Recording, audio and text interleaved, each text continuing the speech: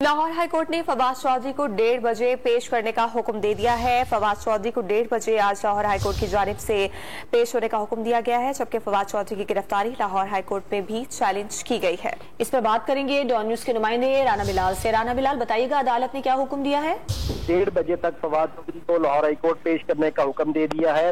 आज जस्टिस तारिक सलीम शेख ने फवाद चौधरी की बाजियाबी से मुतल्लिक दरखास्त पर समाअत की। ये दरखास्त फवाद चौधरी के अहले खाना की जानिब से लाहौर हाईकोर्ट में दायर की गई थी और ये दरखास्त अहमद पेंसोटा एडवोकेट के जरिए दायर की गई थी, जिसमें यह कहा गया था कि फवाद चौधरी को आज अलल सुबह 4 से 5 लोगों ने जो है वो नामालूम अफराद ने लाहौर से उठाया है और उनकी FIR नहीं दी जा रही और ना ही उसकी लोकेशन जो है वो बताई जा रही है। लिहाजा लाहौर हाईकोर्ट फवाद चौधरी को बाजियाब कराने का हुक्म दे और उन्हें अदालत में पेश करने के हवाले से भी अहकाम जारी करें।